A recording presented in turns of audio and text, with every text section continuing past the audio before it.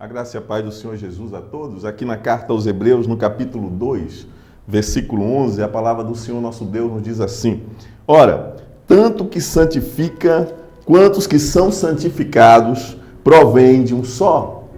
Por isso Jesus não se envergonha de chamá-los irmãos. Pois é, assim como o Senhor Jesus compartilhou conosco da nossa condição humana, hoje nós compartilhamos com Ele a condição divina. Nós fomos feitos herdeiros, assim como Ele é herdeiro de Deus, de todas as coisas, de todas as promessas, de todas as bênçãos espirituais que o Senhor Deus tem concedido a Ele. Ele repassa a nós através dessa adoção de filhos. Nós somos filhos de Deus porque nós temos o Espírito Santo de Deus, porque nós aceitamos o senhorio do nosso Senhor e Salvador Jesus Cristo como Senhor e Salvador das nossas vidas. Nós entregamos as nossas vidas na mão dele e hoje ele governa as nossas vidas. É por isso que ele nos considera irmãos. Ele nos considera irmãos nesse sentido de herdarmos com ele todas as coisas. No céu, na terra, debaixo da terra, em todo o universo, em toda a criação de Deus, nós temos a preeminência graças ao sacrifício vicário do nosso Senhor e Salvador Jesus Cristo. Vamos orar? Pai Santo, Pai querido, muito obrigado, Deus. Obrigado, Senhor, por estarmos na Tua presença. Ó Deus Todo-Poderoso, Criador dos céus e da terra, aquele que era, que é e que há de vir. Ó Senhor, muito obrigado, Deus, pelo sacrifício do nosso Senhor e Salvador Jesus Cristo feito em nosso lugar. Hoje nós temos comunhão contigo, hoje nós temos um relacionamento contigo que nenhum ser humano antes da vinda de Jesus teve. Porque hoje nós estamos não na condição apenas de servos, mas na condição de filhos, de co-herdeiros com o Senhor Jesus, de todas as tuas bênçãos, Pai. Oh Deus, nos ajuda nesta caminhada rumo aos céus, para que nós, Senhor, não desanimemos, para que nós, Senhor, não saiamos dos teus propósitos, mas que nós andemos, Senhor, guiados, orientados por Ti, através do Teu Santo e Doce Espírito, que veio morar em nós. Nós somos templo do Teu Santo Espírito, nós somos a Tua igreja invisível, Pai. Oh, Senhor, muito obrigado. Muito obrigado porque o Senhor se declinou para olhar para nós. O Senhor se voltou a nós, baixou os olhos para a terra, para olhar para nós, pobres seres humanos, que andávamos errantes, que andávamos, Senhor, sem eira e nem beira. Hoje nós temos um sentido para as nossas vidas. O nosso sentido está em Cristo Jesus, nosso Senhor, porque através dele nós temos a certeza de que nós iremos morar contigo pela eternidade, Pai. Nossa vida hoje não é aquela vida sem sentido. Hoje nós somos guiados, orientados por Ti. Nós temos a certeza, a convicção de coisas boas que Tu tens guardado para nós. Santo de Israel, Senhor dos exércitos, Criador dos céus e da terra. Tu és a nossa bandeira, Tu és o nosso refúgio, Tu és a nossa fortaleza. Oh Senhor, Tu és a nossa vitória. Todas as vitórias, Senhor, que nós precisamos para fazer das nossas vidas, para que as nossas vidas tenham sentido, estão em Ti, Pai. E nós te agradecemos porque nós temos o direito de usufruir dessas vitórias. Sim, neste mundo ainda temos aflições, mas nós temos bom ânimo, porque o Senhor Jesus venceu, porque Ele é o primogênito dentre os mortos, porque Ele hoje está aí, Ele adentrou aos céus, voltou à sua posição de glória.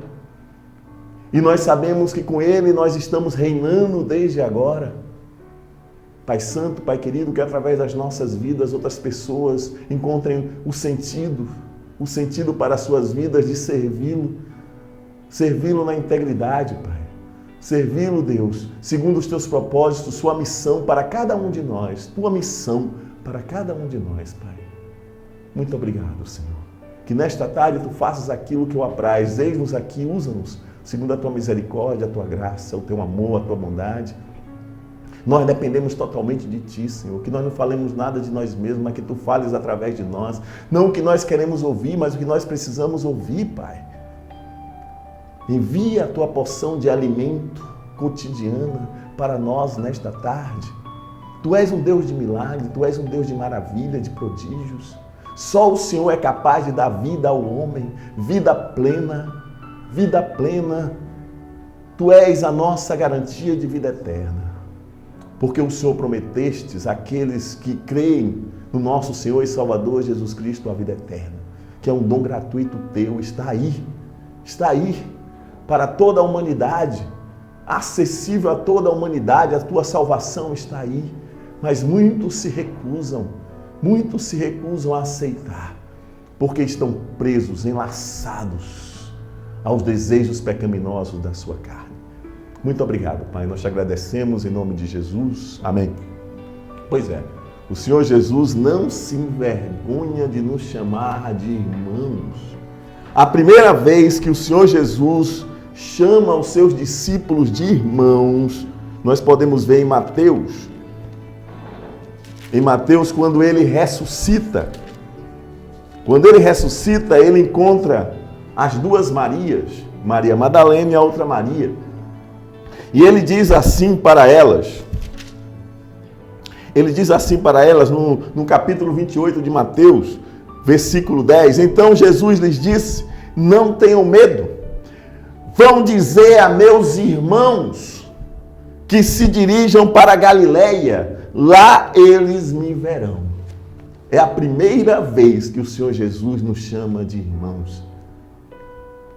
Sabe por quê? Porque agora nós podemos compartilhar com Ele das bênçãos espirituais de Deus nos lugares celestiais. Assim como o apóstolo Paulo, através de uma revelação lindíssima, nos diz aqui na carta aos Efésios. Na carta aos Efésios, desde o versículo 1, o apóstolo Paulo nos torna ciente dos nossos direitos em Cristo Jesus. Nós temos direitos irrevogáveis. A salvação é nossa. Deus nos elegeu. Deus moveu o nosso coração para que nós acreditássemos, para que nós crêssemos na pregação do Evangelho que chegou aos nossos ouvidos através daqueles que nos pregaram este Evangelho. Através de um outro homem que a partir daquele momento passou a ter um laço afetivo, um laço familiar conosco, um laço espiritual conosco, e nós podemos chamá-los de irmãos, irmãos em Cristo Jesus. No capítulo 1 da carta aos Efésios, a partir do versículo 3, a palavra do Senhor nosso Deus nos diz assim: bendito seja o Deus e Pai de nosso Senhor Jesus Cristo, que nos abençoou com todas as bênçãos espirituais nas regiões celestiais em Cristo. Todas as bênçãos, bênçãos de todas as ordens. Nós temos a garantia da vida eterna. Nós usufruímos dos mesmos direitos que o nosso Senhor e Salvador Jesus Cristo tem. Ele nos fez co-herdeiros. Deus nos chama de filhos. Ele nos tem como filhos. Existe, sim, uma distinção entre aqueles que não servem a Deus e aqueles que servem. Aqueles ainda que não tomaram consciência de que o único meio que aquelas pessoas têm de compreenderem a vida no porvir, a vida que virá, é através do nosso Senhor e Salvador Jesus Cristo. Não existe reencarnação, não existe. Não existe outro caminho que nos leve a Deus a não ser nosso Senhor e Salvador Jesus Cristo, que subiu aos céus e concedeu dons aos homens. Nós temos a vida eterna como um dom gratuito de Deus. Ele nos concedeu e é nessa vida eterna que nós temos que fitar os nossos olhos. Nós temos que mirar nela, porque ela é a nossa recompensa quando nós deixarmos esse tabernáculo corrompido pelo pecado, esse corpo. E continuando, a palavra do Senhor no versículo 4 diz: porque Deus nos escolheu nele, antes da criação do mundo, para sermos santos e irrepreensíveis em sua presença. Meus irmãos, Deus, Ele tem presciência de todas as coisas, sim, e Ele tem onisciência, Ele sabe de todas as coisas, Ele sabe o que vai acontecer amanhã. Nenhum de nós sabe o que vai acontecer amanhã, mas Deus sabe. Deus, Ele enviou o seu Filho amado, nosso Senhor, assim como diz o Evangelho de João, lá no 1º capítulo. Ele enviou o Senhor Jesus para o que eram seus, mas os seus o rejeitaram, não o aceitaram como Messias, o grande profeta que Moisés havia dito que viria. Não aceitaram o Senhor Jesus. Mas todos aqueles que o aceitaram, tornou-os seus filhos. Nós nos tornamos filhos quando aceitamos o Senhor Jesus como Senhor e Salvador das nossas vidas, quando passamos a obedecê-lo. Quando passamos a obedecê-lo, quando estamos firmados na fé, obedecendo o que está escrito neste livro. Este livro é nossa regra de fé e prática. Não existe outra fonte capaz de gerar em nós a fé para crermos no Filho de Deus, no sacrifício em nosso lugar do nosso Senhor e Salvador Jesus Cristo, que nos deu a salvação, que nos deu a vida eterna. Nós estamos livres da ira de Deus que virá sobre toda a humanidade, porque essa ira virá. Essa ira virá sobre os filhos da desobediência. Aqueles que, mesmo tendo um comportamento moral, uma consciência moral, moralmente corretos, mesmo assim, eles não terão lugar entre os eleitos de Deus, se recusarem, se continuarem a se recusar, continuarem a recusar o nosso Senhor e Salvador Jesus Cristo, rejeitar o chamado de Deus para as suas vidas. Então Deus nos escolheu, então há uma eleição. Deus conhece o nosso coração. Deus também dá oportunidade a todos. Nós temos a universalidade da salvação em Cristo Jesus. Essa salvação é dada gratuitamente a toda a humanidade. Mas cabe à pessoa aceitá-la ou não. Por ora, Deus dá o direito a essa pessoa de recusar esta salvação. Esta pessoa irá pagar um preço caríssimo. Porque Deus irá julgar. Deus irá julgar a todos. Nós não aceitamos o que um sistema doutrinário chamado de universalismo prega. Nem todos os seres... Não é porque o Senhor Jesus veio para salvar todos que todos já estão salvos. Tem que haver uma profissão de fé. Tem que haver testemunho. Tem que haver uma vida condizente com a conduta cristã, com a conduta que está em Cristo Jesus. Há sim um arrependimento, a confissão de pecados. Há sim um processo de santificação, assim. E tudo isso está regulado aqui nesta palavra. Tudo. Todo o nosso procedimento diante do sacrifício que nosso Senhor e Salvador Jesus Cristo fez está aqui delineado. Não vale a tradição dos homens, vale o que está escrito. E o que está escrito é o que vale. Não vale a tradição de homens. Só vale o que está escrito.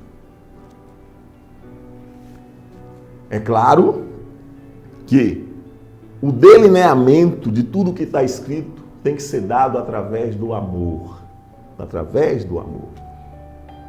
Nós queremos que todas as pessoas passem a usufruir do que nós estamos usufruindo. Nós queremos que todas as pessoas cheguem a esse entendimento de que todas as bênçãos espirituais em Cristo Jesus pertencem àqueles que o aceitam como Senhor e Salvador das suas vidas. que eles usufruam dessas bênçãos como nós estamos usufruindo. Nós estamos usufruindo, nós não somos mais órfãos. Nós não andamos no mundo à toa. Nós temos um Senhor, nós temos um dono, alguém que olha por nós, alguém que coopera conosco, alguém que nos dirige, alguém que nos livra de todo o mal, das tentações, aquele que nos dá força, que nos dá entendimento, uma força, um entendimento, um poder sobrenatural. Um poder que nos faz resistir ao mal. Um poder que nos faz resistir às tentações para que nós não pequemos contra a santidade de Deus. Coisa terrível é alguém pecar contra a santidade de Deus. E continuando aqui no versículo 5. Em amor nos predestinou para sermos adotados como filhos, por meio de Jesus Cristo, conforme o bom propósito da sua vontade, para o louvor da sua gloriosa graça, a qual nos deu gratuitamente no amado apóstolo Paulo. Mais adiante nos lembra que nós somos salvos pela graça, essa ação de Deus em nosso favor, sem que nós mereçamos. Graça de Deus. O Evangelho, se nós prescrevermos o Evangelho dentro das religiões, o cristianismo pautado na palavra de Deus, é o único pelo qual o homem atinge a excelência de Deus através da graça. Nas outras religiões, o homem tem que merecer. O homem tem que fazer boas obras, o homem tem que ser gentil, o homem tem que ser bom para merecer. Merecer uma vida após a morte. Merecer uma iluminação. A palavra de Deus diz que não. Que a salvação é pela fé. É o sacrifício do nosso Senhor e Salvador Jesus Cristo que nos justifica diante de Deus. Há sim uma disposição nossa. Nós temos que aceitá-lo. Nós temos que testemunhar dele. Nós temos que viver conforme os seus preceitos. Conforme a vida que ele teve enquanto esteve entre nós. Nós devemos viver dessa forma. Nele temos a redenção por meio de seu sangue, que é o perdão dos pecados, de acordo com as riquezas da graça de Deus, a qual ele derramou sobre nós com toda a sabedoria e entendimento. Nós não somos mais ignorantes. Nós tomamos o leitinho espiritual quando nós aceitamos a Cristo, nossos primeiros passos conforme o Evangelho, mas hoje nós estamos nos alimentando de alimento sólido. Nós estamos crescendo na graça, na sabedoria e estatura diante de Deus, diante dos homens.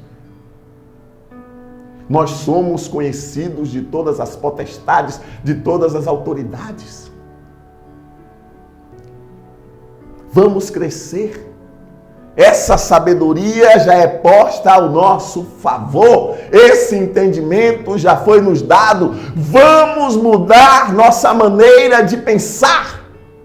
Vamos pensar como o Senhor Jesus pensa. Vamos viver como ele viveu enquanto esteve entre nós. Ele nos fez co-herdeiros com ele da graça, de todas as bênçãos de Deus. Nós podemos abrir as nossas bocas e podemos dizer que o Senhor Jesus é o nosso irmão, no sentido de nós compartilharmos com ele de todas essas bênçãos. Como é que esse entendimento, que essa sabedoria, como é que essa fé, como é que essas bênçãos chegaram até nós? Ah não, alguém morreu por nós na cruz do Calvário, é suficiente. Bom, estamos livres, podemos fazer o que quiser de agora em diante, que nós já estamos salvos. Jesus nos salvou. Não é assim. Aqui no capítulo 13 da carta aos Efésios, versículo 13 do capítulo 1 da carta aos Efésios, diz assim: quando vocês ouviram e creram na palavra da verdade. Quem é a palavra da verdade? O Evangelho, que os salvou. Crer Teologicamente falando, crer significa obedecer. Estar firmado na verdade, alicerçados na pedra angular, na pedra fundamental que é Cristo. Que é Cristo, o autor e salvador da nossa fé. O evangelho que os salvou, vocês foram selados em Cristo Jesus com o Espírito Santo da promessa. É porque o Espírito Santo de Deus habita em nós que nós somos filhos de Deus. Aqueles que são guiados pelo Espírito Santo de Deus, estes é que são os filhos de Deus. Sem profissão de fé, sem testemunho de Cristo em nossas vidas, nós não somos cristãos. Apesar de termos levantado a mão, de termos aceitado o Senhor Jesus como Senhor e Salvador das nossas vidas naquele momento preliminar. Isso não nos torna cristãos. O que nos torna cristãos é renunciar à vontade da nossa carne e viver conforme Cristo determinou. É isso que nos torna cristãos. Pessoas de Cristo. Não alicerçados em tradição de homens que corrompem a verdade do Evangelho por interesses exclusos, por interesses próprios, para ter o domínio sobre a mente e o coração dessas pessoas que andam pelo mundo errantes, sem saber o porquê, sem dar sentido às suas vidas, ou pensando que a fé em Cristo Jesus é só para esta vida. Se nós fôssemos depender de Cristo só para esta vida, nós éramos os mais miseráveis de todos os homens. Que é a garantia da nossa herança até a redenção, daqueles que pertencem a Deus, para o louvor da sua glória. Nós temos um novo nascimento. Nós somos uma nova criação de Deus. Aqui na carta aos Efésios, capítulo 2, a partir do versículo 14, o Senhor Jesus quebrou, derrubou o muro de inimizade que nos separava de Deus. Quebrou, derrubou esse muro. Dos dois homens, judeus e gentios, ele fez um único homem, que é o homem celestial, que é o homem do céu, assim como o apóstolo Paulo descreve de forma linda no capítulo 15 da primeira epístola aos Coríntios. Primeira epístola aos Coríntios, capítulo 15, o apóstolo Paulo descreve que nós somos um outro tipo de homem. Desde que nós estejamos alicerçados nessa palavra, vivendo conforme essa palavra. E o Senhor nos usa para que a proclamação do seu evangelho chegue aos ouvidos de todo homem. Para que naquele dia nenhum possa dizer: eu não tive a oportunidade de aceitar a Cristo. Nenhum homem vai ter esse recurso, esse direito quando estiver diante de Deus. Todos que chegarem diante do trono vão saber por que estão ali e por que virá a condenação para aqueles que não aceitaram a Cristo. Deus não tomará nenhum que tenha ouvido falar de Cristo como inocente. Nem mesmo nós. Nenhum de nós. Vamos estar firmes nessa palavra. Vamos fazer conforme aquilo que Jesus fez. Então esse é o sentido primeiro de fazermos parte da irmandade de Cristo, de fazermos parte da família de Deus. O Senhor Jesus estabeleceu uma relação mais íntima do que qualquer outra relação que nós possamos ter com qualquer outro ser humano para com Deus. Essa irmandade, essa ligação familiar, espiritual, ela vai além das nossas relações consanguíneas, das nossas relações de predileção. Ela vai além. Agora, existe um outro sentido que nós devemos dar ao fato de sermos chamados irmãos de Cristo, o procedimento, o mesmo procedimento que o Senhor Jesus teve para com o próximo, nós devemos ter. Nós devemos até abrir mão de nossa liberdade que nós temos em Cristo. Se por acaso um irmão ainda débil na fé, com a consciência fraca, que ainda não cresceu o suficiente para entender essa liberdade, nós temos que abrir mão de certos direitos para que esse irmão não seja afligido, para que esse irmão não venha pecar através de uma atitude nossa que o escandaliza. Isso é importante. Meus irmãos, eu testemunho. Eu ainda não cheguei nesse patamar, mas estou caminhando para ele. Como é difícil você abrir mão de um direito que você tem em Cristo Jesus para poder, diante de um irmão, você não servir de pedra de tropeço. Um irmão que ainda toma leitinho. De um irmão que ainda está nos primeiros passos do cristianismo. Não é? É interessante que os coríntios, eles tinham esse conhecimento. Os coríntios tinham esse conhecimento. Os coríntios, eles sabiam, através da pregação e do ensino de Paulo, eles sabiam que os ídolos não significam nada. Que só existe um único Deus, que é o Deus de Abraão, o Deus de Isaac, o Deus de Jacó, o Pai do nosso Senhor e Salvador Jesus Cristo. Este é o único Deus, Criador dos céus e da terra, o El Shaddai.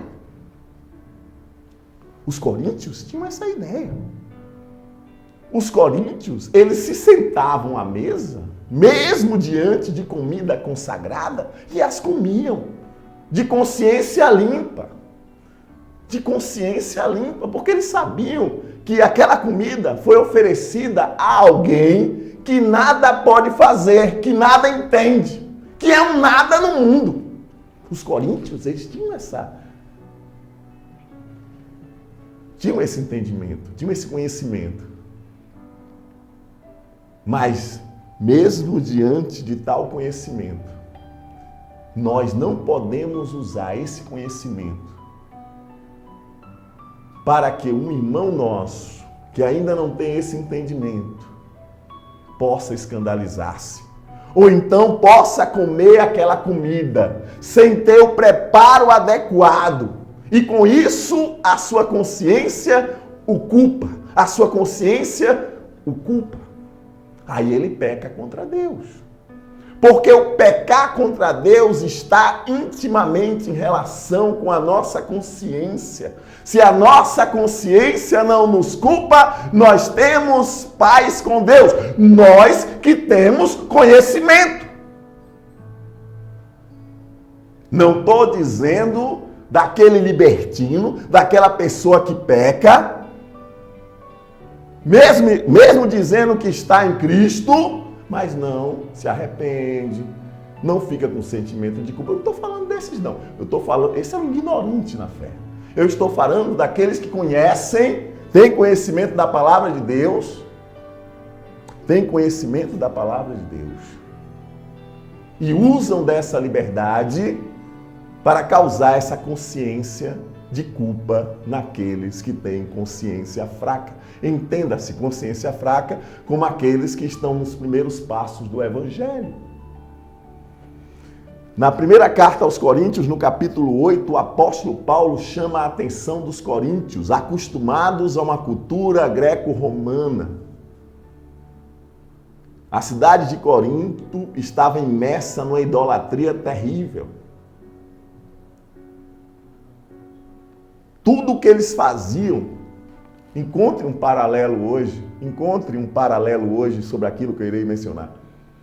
Antes dos comerciantes coríntios venderem qualquer coisa, eles primeiro ofereciam aquelas coisas aos seus deuses, para que os deuses dele dessem prosperidade, ajudassem a eles naquela venda, se agradassem deles.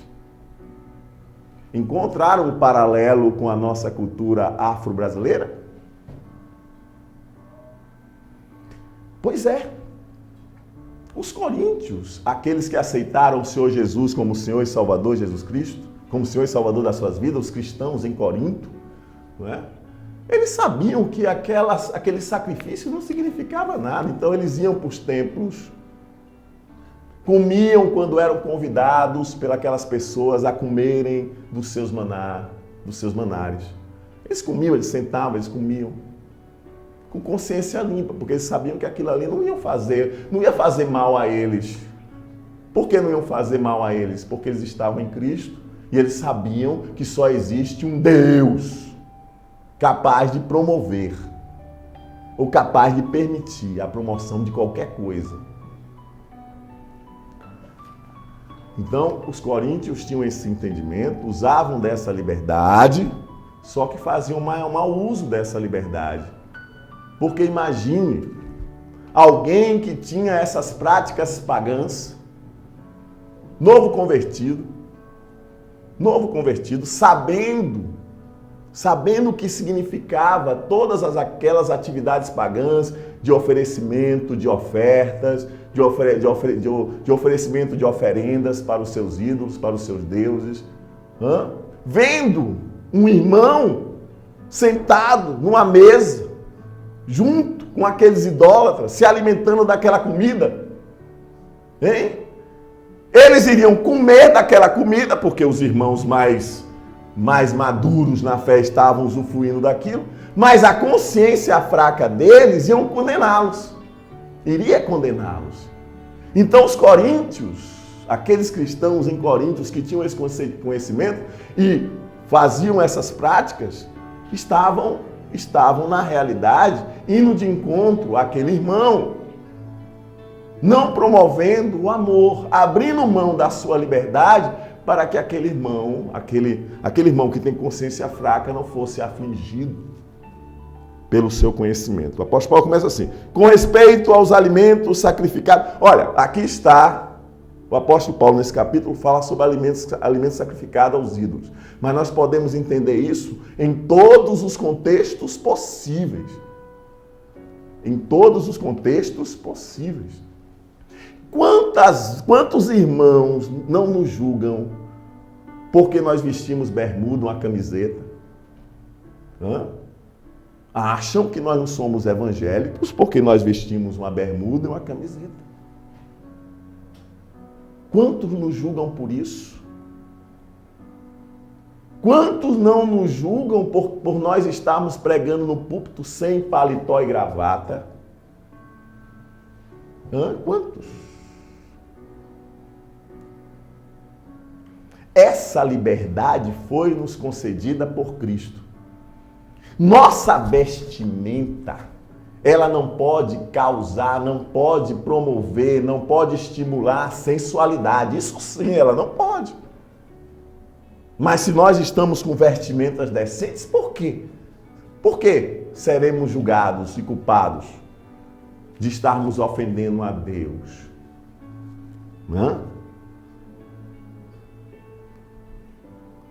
Certos aspectos da nossa liberdade, nós não podemos abrir mão. Não podemos abrir mão. Com respeito aos alimentos sacrificados aos ídolos, sabemos que todos temos conhecimento. O conhecimento traz orgulho, mas traz orgulho a quem ainda não tem o entendimento de que tudo que nós promovemos através das nossas vidas, todas as nossas atitudes, elas têm que ser reguladas pelo amor. É o amor ao próximo. Até que o próximo adquira a maturidade suficiente para entender a liberdade que ele tem em Cristo Jesus. Se livre dessas amarras. Na igreja evangélica brasileira, nós temos um indício ainda de um ambiente muito supersticioso. É tanto que quando as pessoas veem uma oferenda, ou então alguém fazendo algum trabalho para algum ídolo, em nome de algum ídolo, alguma coisa, elas temem, elas ficam receosas, não querem passar por aquele lugar. Eu não digo fazer o que um irmão nosso fez há um tempo atrás, de chutar uma imagem. Eu não digo isso. Porque nós não podemos desrespeitar a fé do outro. O outro tem liberdade. O que nós devemos fazer aquele outro entender é que aquele ídolo, aquela imagem na qual ela dobra os seus joelhos e pede para que aquela imagem dê algo a eles, aquilo é um equívoco tremendo. Que eles tenham consciência, passem a ter esse entendimento, baseados na palavra de Deus. Nós não podemos, em nenhum momento, privar os outros da liberdade de rejeitar a Cristo, sabia?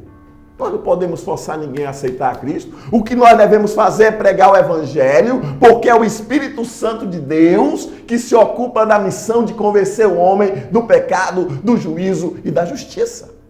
O que nós não podemos fazer é nos calar. Nós temos que falar. Mas sabe de quem é a culpa? A culpa não são dos leigos. A culpa são dos clérigos.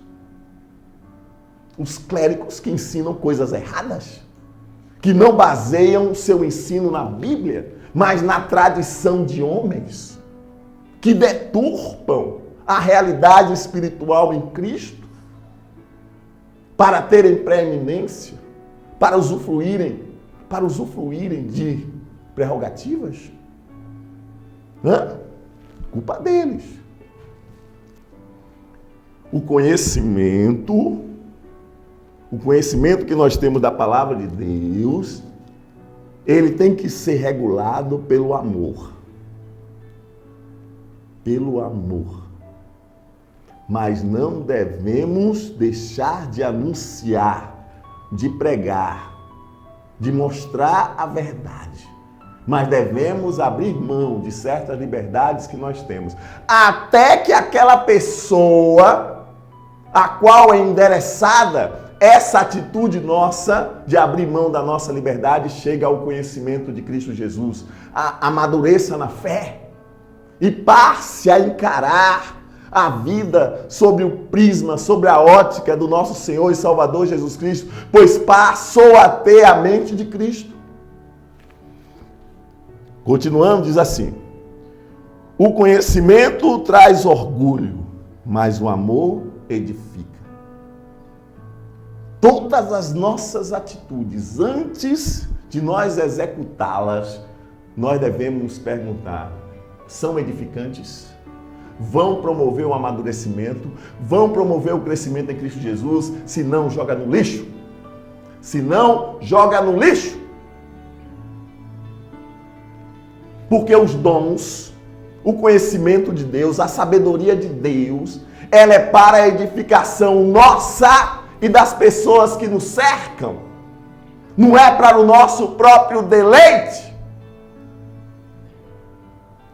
Antes de tudo, é para edificar o outro. Quem pensa conhecer alguma coisa, ainda não conhece como deveria. Que puxão de orelha, hein? Vocês, coríntios, pensam que conhecem alguma coisa. De fato, vocês têm essa liberdade em Cristo. O apóstolo Paulo confirma que tem essa liberdade em Cristo. Mas se essa liberdade que vocês têm não edifica aquele que está ao redor de vocês, para nada serve. Para nada serve. Ainda não conhece como deveria, mas quem ama a Deus é conhecido por Deus. O apóstolo João nos diz quem são aqueles que amam a Deus. Aqueles que amam a Deus são aqueles que obedecem aos seus mandamentos. São aqueles que fazem a vontade de Deus. Como o Senhor Jesus disse, quando Maria e seus irmãos, quando sua mãe e seus irmãos foram à procura dele, a casa lotada de gente, o Senhor Jesus ensinando aquelas pessoas. E chegou um dos seus discípulos e disse: Senhor, a tua mãe e os teus irmãos estão lá fora e pedem para o Senhor ir encontrá-los. Ele olhou para aquela multidão e disse: quem são minha mãe, meus irmãos, minhas irmãs? Não são todos aqueles, Alamaná, Xili, Calamanai, que fazem a vontade de Deus? Que fazem a vontade de Deus. Quem faz a vontade de Deus demonstra que conhece a Deus e passa a ser conhecido por Deus. Deus o chama pelo seu nome. Deus testemunha dele onde quer que ele esteja. Portanto, em relação ao alimento sacrificado aos ídolos, o apóstolo Paulo confirma o entendimento que os coríntios tinham nesse sentido. Gente, a igreja de Corinto é uma igreja riquíssima. Uma igreja que possuía todos os dons. Uma igreja onde as pessoas sabiam distinguir os dons. Que as pessoas tinham conhecimento, tinham amadurecimento. Mas essas atitudes todas não eram reguladas pelo amor, eram reguladas pelos interesses próprios. Porque, vamos ser sinceros, os dons espirituais nos tornam mais evidentes dentro do corpo de Cristo. Tem até pessoas que dizem: como eu queria ter o dom que aquele irmão tem, ou como eu queria ter a unção que aquele irmão tem. Cada um de nós tem a sua função. Não precisamos ver determinado irmão como fazendo a obra melhor do que nós estamos fazendo. Não precisamos disso. Porque a obra que ele está fazendo é a obra que Deus determinou para ele fazer. A obra que eu estou fazendo é a obra que Deus determinou que eu esteja fazendo. Cada um de nós recebeu um comando. A mesma importância que um pastor tem, um simples membro também tem na igreja local. Agora, existem funções carismáticas e existem funções administrativas. Existem aqueles que são chamados por Deus para os cargos eclesiásticos e serão julgados com mais rigor, porque a quem muito é dado, não é? A quem muito é dado também vai ser cobrado.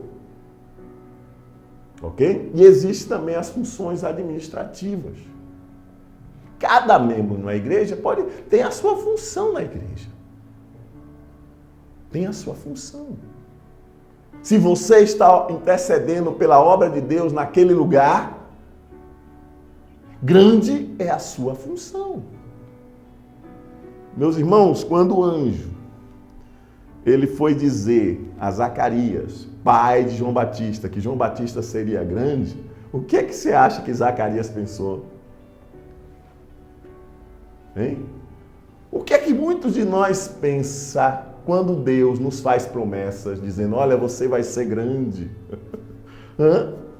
João Batista vivia comendo gafanhoto, né? Que nem um louco. Algumas pessoas chamavam ele de louco, porque vestia roupas de pele de camelo, peles de ovelha, andava maltrapilho, descalço, mas era grande. Não diante dos homens, mas diante de Deus. Porque a palavra de Deus diz: este é aquele de quem falou o profeta Isaías. Enviarei à sua frente o mensageiro, ele aplanará os seus caminhos, anunciará a vinda do Messias.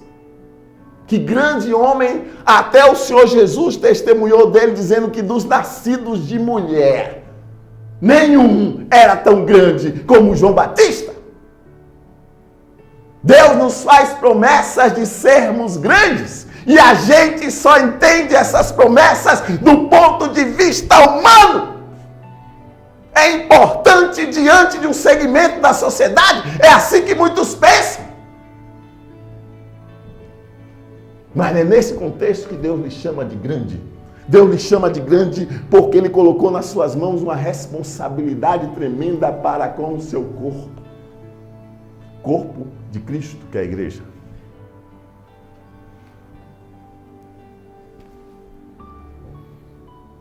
Portanto, em relação ao alimento sacrificado aos ídolos, sabemos que o ídolo nada significa no mundo e que só existe um Deus. Pois mesmo que achem os chamados deuses, quer no céu, quer na terra, como de fato há muitos deuses e muitos senhores, para muitos, há muitos deuses e muitos senhores. Até hoje, o ser humano se entrega à idolatria. Aqueles que eles chamam de ídolos, aqueles que eles chamam de deuses, de senhores, que os escravizam a fazer coisas terríveis, abomináveis diante de Deus.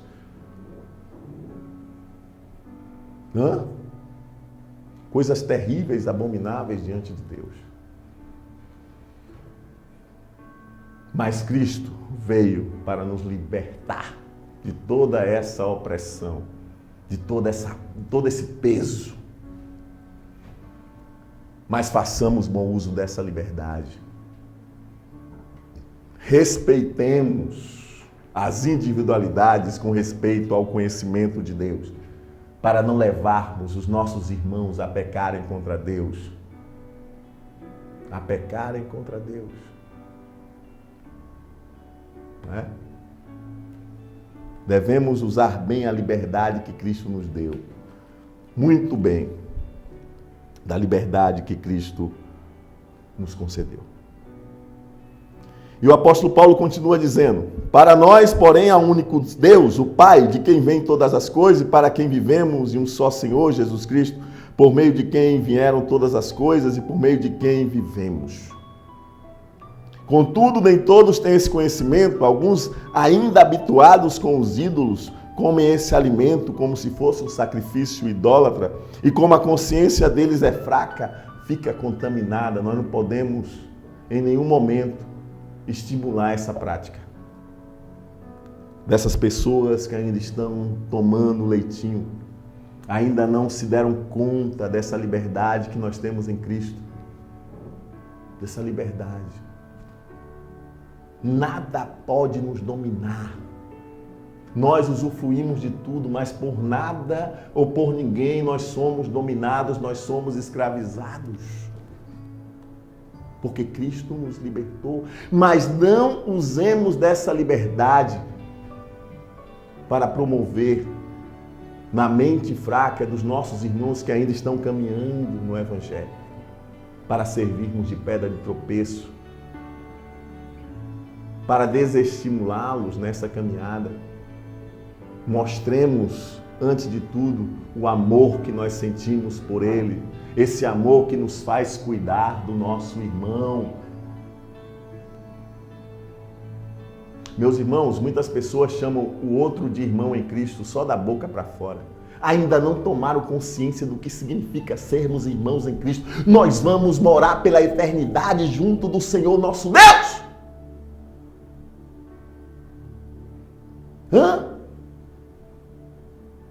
Mesmo que eu não conheça um irmão nosso que more lá, no lado oposto, diametralmente oposto em relação ao globo terrestre, de cultura diferente da minha, de língua diferente da minha, identidade cultural diferente da minha, em suma, mas eu vou morar no céu com ele. Imagine aquele que está do meu lado, que convive comigo. Será que eu não vou respeitar as debilidades dele como cristão, ainda que não chegue à plenitude do seu conhecimento? Não é? Até que ele não tenha, até que ele passe a ter, melhor dizendo, esse entendimento, esse conhecimento de Deus. Contudo, nem todos têm esse conhecimento, tá vendo? Alguns ainda habituados com os ídolos comem esse alimento como se fosse um sacrifício idólatra, e como a consciência deles é fraca, fica contaminada. A comida, porém, não nos torna aceitáveis diante de Deus. Não seremos piores se não comermos, nem melhores se comermos. Meus irmãos, nada pode nos dominar. Muitas vezes, para nós termos determinado alimento, ou mesmo nós estamos fazendo jejum. Muitas pessoas fazem jejum simplesmente por um ato religioso, não é? não faz sentido em termos espirituais. O jejum, ele tem que ser uma disposição nossa. Ninguém pode ditar a nós que nós vamos fazer jejum em tal dia, assim assado. Não, ninguém pode. Nós devemos ser movidos pelo Espírito Santo a fazer jejum, um momento de consagração, para que nós não sejamos dominados, escravizados por aquele sentimento, por aquela vontade, por aquele alimento, por aquele eletroeletrônico, etc, etc, etc. O Espírito Santo nos move. Que seja uma decisão nossa, uma deliberação nossa, que não venha de fora para dentro, mas que venha de dentro para fora. Que seja o Espírito Santo a nos mostrar que nada pode nos dominar, a não ser Ele. Porque quando Ele nos domina é porque Ele quer o melhor para nós. Quando nós abrimos mão, renunciamos à nossa vontade em prol de fazermos a vontade de Deus, é o melhor para nós, para as nossas vidas. Contudo, tenham cuidado para que o exercício da liberdade de vocês não se torne uma pedra de tropeço para os fracos. Pois se alguém que tem a consciência fraca vir você, que tem este conhecimento, comer no templo de ídolos, não será induzido a comer do que foi sacrificado aos ídolos? Assim, esse irmão fraco, por quem Cristo morreu, é destruído por causa do conhecimento que você tem. Quando você peca contra seus irmãos dessa maneira, ferindo a consciência fraca deles, peca contra Cristo. Portanto, se aquilo que eu como leva o meu irmão a pecar, nunca mais comerei carne para não fazer meu irmão tropeçar. Abro mão de liberdades que eu tenho para que o meu irmão não peque contra Cristo. Eu que tenho esse conhecimento, eu que sou forte em Cristo Jesus, não por minha própria força. Nenhum de nós é forte por nossa própria força. Nós devemos respeitar as fraquezas do fraco. Devemos sim. Naquilo que ele não ofende a palavra de Deus. Claro, naquilo que ele não ofende a palavra de Deus. Quem foi que o Senhor Jesus ali no templo expulsou a chicotadas? Quem foi? Quem foram? Pessoas que estavam fazendo comércio na casa de Deus. E a casa de Deus é casa de oração, não é casa de comércio. Quem eram aqueles comerciantes? Judeus, que tinham conhecimento, que sabiam que ali era um lugar sagrado, que era um lugar de oração, que era um lugar de ensino. O Senhor Jesus, chicotada. Porém, ele não pecou, porque estava escrito: o cuidado, o zelo pela minha casa, o zelo pela tua casa, o zelo pela tua casa me consome. Sabe quando é que nós não pecamos contra Deus, mesmo que nós ajamos de uma forma que os outros digam, esse saiu do controle? Quando nós agimos sobre a palavra. O Senhor Jesus agiu sobre a palavra, é por isso que ele se irou, mas não pecou, porque estava escrito que o zelo pela casa de Deus iria o consumir. Ele saiu dando chicotada mesmo, expulsando dali os comerciantes. Porque ali não é lugar de comércio, é lugar de casa de oração, casa de ensino, de aprender a palavra de Deus. Pois é, meus irmãos, não vamos usar da nossa liberdade para contrariar a consciência fraca de nossos irmãos que ainda estão caminhando na fé, que ainda não têm o conhecimento que nós temos da palavra de Deus. Olhemos para os lados quando nós formos fazer qualquer coisa que a liberdade em Cristo nos dá direito, para que nós não ofendamos, não sirvamos para desanimar aqueles que ainda estão começando no caminho da fé, que ainda não chegaram nesse entendimento, que ainda não têm esse conhecimento. Que Deus continue nos abençoando com toda sorte de bênçãos. Pai Santo, Pai querido, muito obrigado, Deus, pela revelação da Tua bendita palavra. Ô Senhor, que nós não sejamos reprovados naquilo que aprovamos, mas que nós pratiquemos, Pai, aquilo que Tu determinas com entendimento e movidos pelo amor, para que nós não sirvamos nem de escândalos para aqueles que são de fora, nem de pedra de tropeço para aqueles que são de dentro da igreja. Pai, só Tu podes nos conceder esta graça, esta sabedoria, para que nós possamos usar a nossa liberdade para não darmos ocasião à libertinagem. Não sejamos libertinos, mas tenhamos sempre a consciência voltada para agradá-lo em todos os sentidos, no nosso relacionamento contigo e no nosso relacionamento com os nossos irmãos.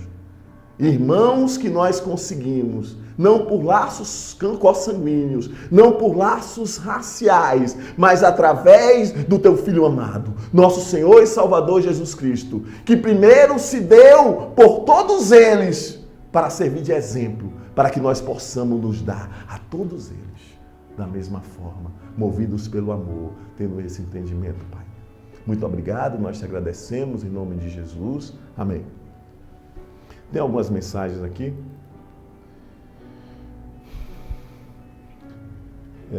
Apóstolo João, esse é um trabalho abençoado por Deus. Um abraço a todos dessa Bahia querida do meu Deus. Amém. Que Deus abençoe o apóstolo João, toda a sua família e o seu ministério em nome de Jesus. Pastor Manuel Pedro, boa palavra. O Brasil precisa ouvir esta palavra. Amém, pastor Manuel Pedro. Que Deus continue abençoando o senhor, o seu ministério com toda a sorte de bênçãos em nome de Jesus. Pastor Walter Pedusso, muito bom esse programa, um nível alto. Parabéns a todos vocês que fazem esse trabalho abençoado. Continue orando por nós, pastor Walter, que Deus abençoe o senhor e a sua família. Dorival, moro aqui em São Paulo, estou feliz por esse trabalho que sempre acompanho, gosto de estar na Bahia para participar desse programa. Amém, irmão Dorival. Que Deus continue abençoando o senhor e a sua família em nome de Jesus. E quem sabe, não é? Vamos orar a Deus para que o Senhor faça sempre a sua vontade, nos encaminhe, não é? Coloque em nosso coração sempre o desejo de estarmos onde Ele quer. Pastores e igreja, esse movimento de desordem pertence ao espírito do anticristo, que está aí, mas ainda não se manifestou. Vocês lembram da música Harlem Shake? Ela mostra a saída de um estado de ordem para uma completa desordem. A partir disso, estamos vendo esses acontecimentos. A vinda do Senhor está próxima. Pastor Alex, amém. Deus continue abençoando o pastor Alex e a sua família. E vamos orar, vamos interceder, não é? E vamos pregar o Evangelho para que a palavra de Deus continue a chegar aos eleitos de Deus.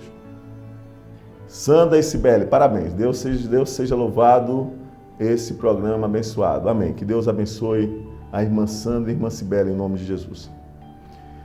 Meu nome é Sandra, da congregação Amor. Gostaria de pedir oração pela minha família e saúde. Eu creio na minha vitória.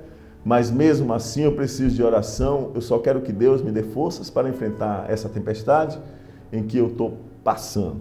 Ô Deus Santo, Pai querido, abençoa a irmã Sandra, Pai. Fortaleça, Deus. A Tua palavra nos diz que não existe tentação que vá além das forças que nós temos para suportá-la, Deus. A Tua palavra nos garante isso. Ô Deus, dá entendimento à irmã Sandra, vai dando sabedoria para que ela possa, no desdobrar das circunstâncias, fazer sempre a Tua vontade. Porque a Tua palavra nos diz que Tu és fiel. Tu és fiel. Tu dás sempre o escape. Tu sempre os fortalece para que nós venhamos sempre a fazer o que o agrada. Continue abençoando a ela, a família dela, dando saúde, derramando a Tua bênção de cura sobre a vida de irmã Sandra. Vai limpando, Deus Santo, porque Tu és o Deus que pode, em nome do Senhor Jesus. Todo este mal que está na vida de irmã Sandra, eu repreendo e digo todo mal, toda ação demoníaca, vá agora para o abismo que é o seu lugar, em nome de Jesus. Que Deus continue abençoando, irmã Sandra, a senhora e a sua família. Boa tarde, amém. Boa tarde, Deus abençoe. Viver em obediência com Cristo, esse é o maior princípio, tudo, pois não podemos adorar a dois senhores. E exato, pastor Carlos, verdade. A obediência é o caminho que nos leva à vitória sempre em Cristo Jesus. Estou ligado no programa, que Deus continue abençoando. Amém, Fábio, que Deus abençoe o senhor e a sua família em nome de Jesus.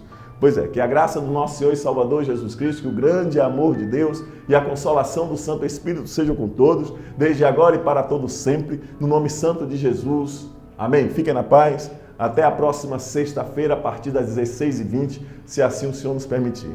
Fiquem com Deus, em nome de Jesus.